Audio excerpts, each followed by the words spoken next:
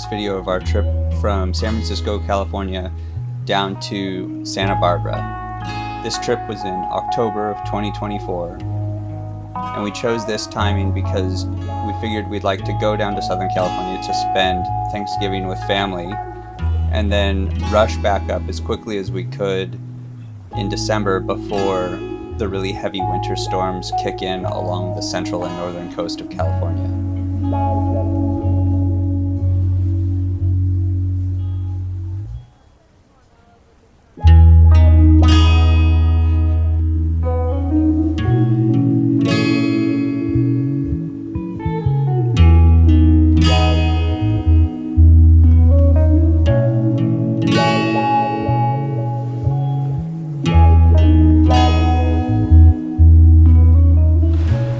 Here's a calm day leaving the San Francisco Bay and going out into the ocean. Plenty of people, including myself, have said that they don't get seasick, but it doesn't take too long in the Potato Patch, which is the north side of the San Francisco Bay entrance, or on the south side as we're at right in this shot, to realize that you do get seasick. It just takes a really horrible sea state, which this area seems to always have. It's caused by ocean swell coming in and reverberating off of both walls of the entrance bay to the San Francisco Bay.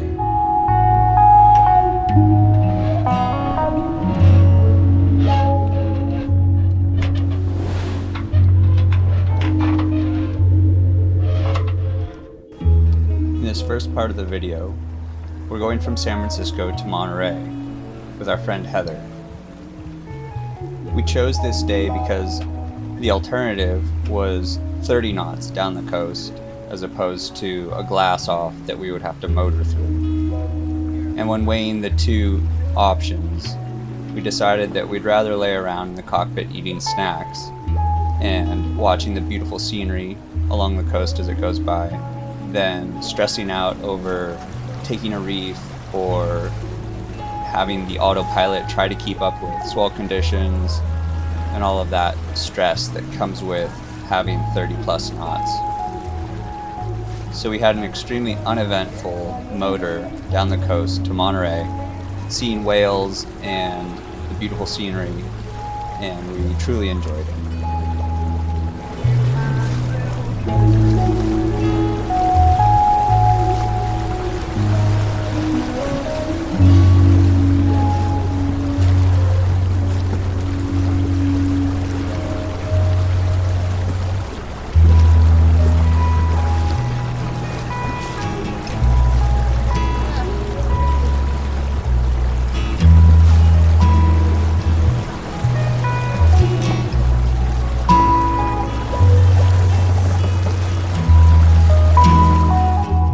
Arriving in Monterey, we stayed at the Monterey Peninsula Yacht Club. This is an extraordinarily welcoming yacht club.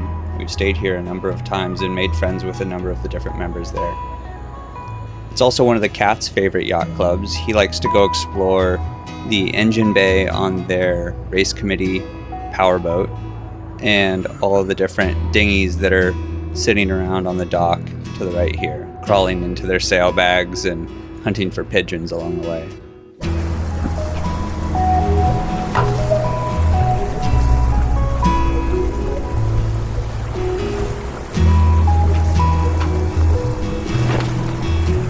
When leaving Monterey Bay and going around the point at Carmel, we had extremely thick fog and light wind. But as soon as we had reached Point Sur, the clouds parted, and the wind, in its normal character in this part of the coast, started to get nice and spicy.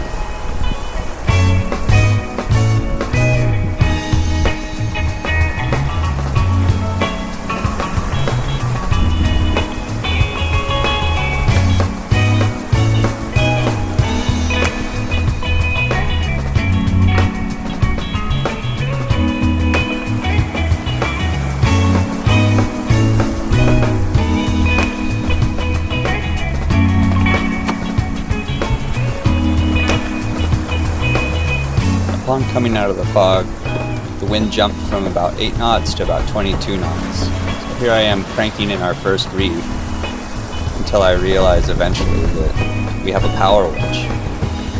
And of course the power winch is much easier to use to take a reef. The only downside is you might actually break a lot of stuff with it because it's extremely powerful. But it doesn't take too long cranking by hand to realize that you don't really care about breaking anything all that much. Maybe you'll just deal with it later and get the sail in for now.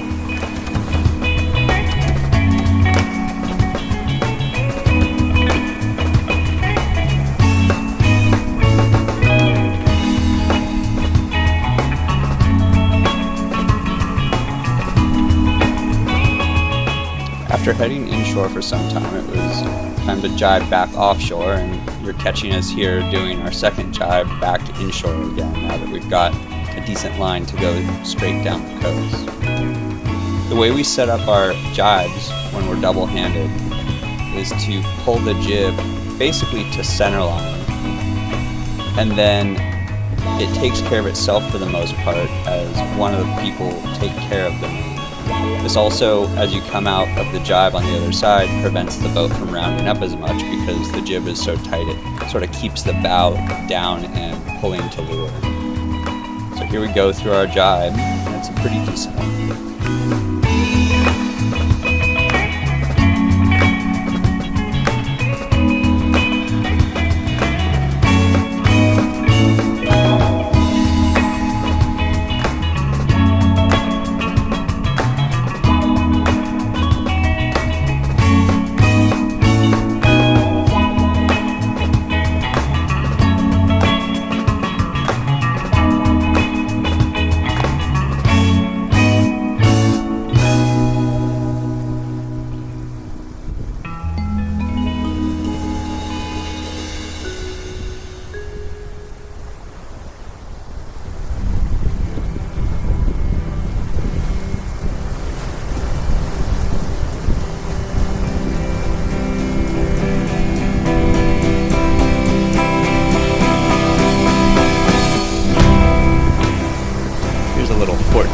Surf as the wind picked up on our way down the coast.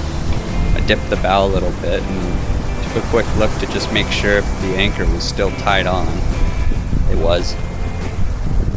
We have a great time going down the coast when there's heavy wind like this, and you can just reef down and the boat still loves it and surfs in a really fun way down these waves, and you can hit some really fun speeds.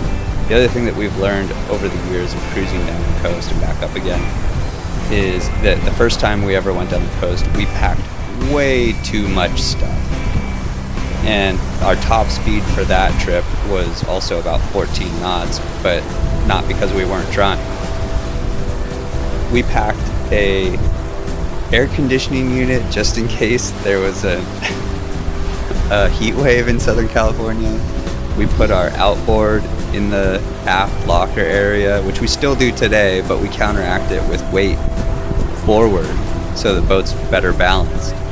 I was so worried our first trip south that the bow might be too heavy in these waves and that we'd want everything on the stern, that we never actually dropped into very many waves on our first trip south, in spite of it touching 25 or 30 knots.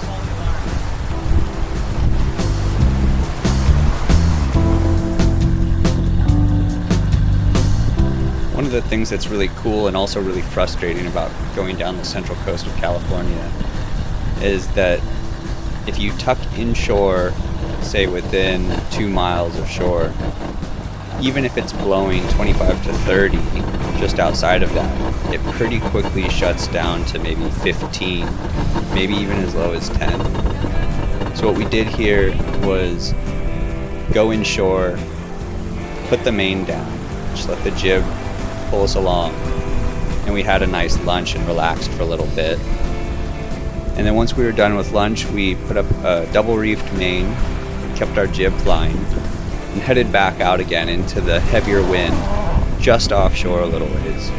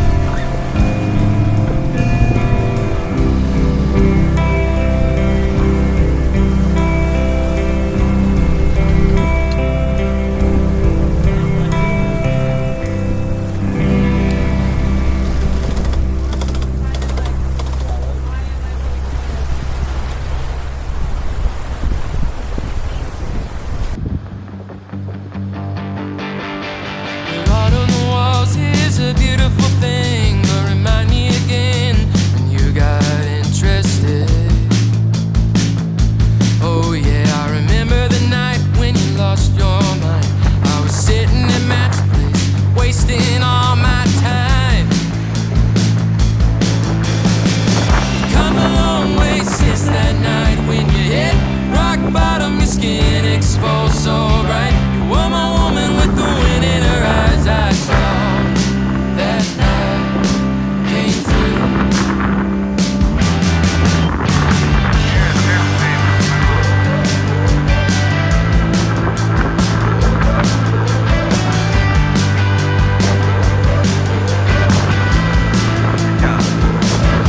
Red flag went up and you told me to quit. I disregarded your wisdom and I blame it on my kin. Pardon my French to all my conservatives. A slip of the tongue is better than a laugh not in. Yes it is. Yes it is. Oh yes it is. Come a long way since that night when I hit rock bottom, my skin exposed so bright. One more woman with the wind in her eyes. I saw that night came through.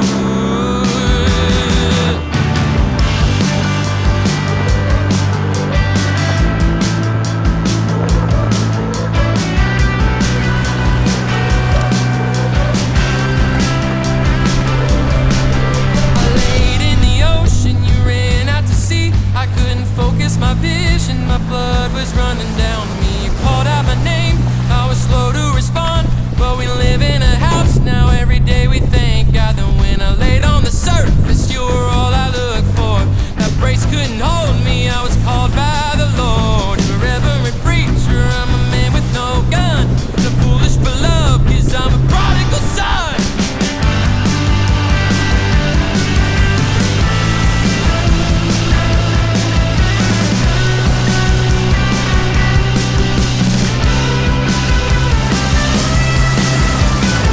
Come a long way since that night when I hit rock bottom, my skin exposed so bright. You were my woman with the wind in her eyes. I saw that night came through.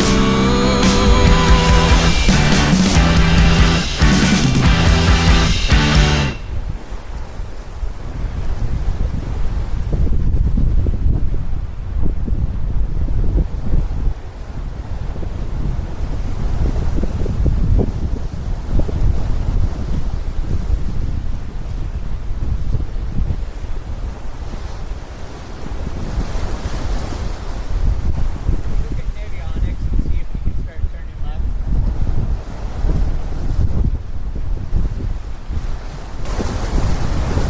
And if you watched any of our other videos, you know how much we love stopping at San Simeon.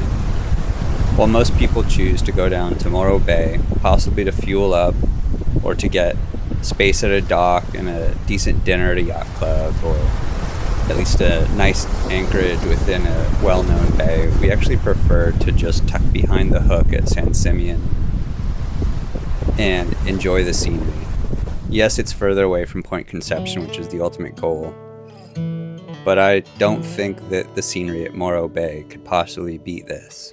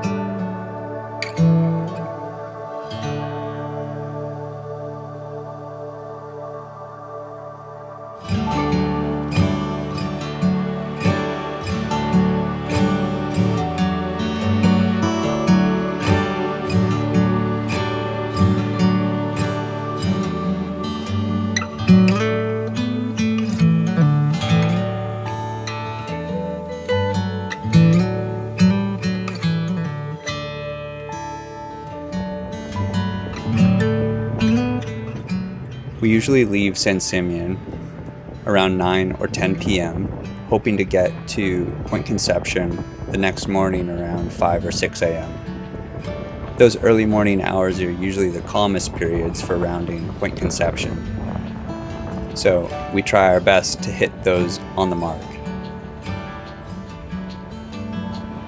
This is Point Arguello in the front of us, and just a hint of some of the wildlife that we see in the Santa Barbara Channel. A whale breaching right off our bow. The Santa Barbara Channel is one of my favorite places to sail along the California coast. The wind seems to be moderate, just strong enough but not too strong, and a hint of warmth. The sea life in the Santa Barbara Channel is incredible. The Channel Islands are close at hand, and of course, you get to go to Santa Barbara, one of the coolest cities along the California coast.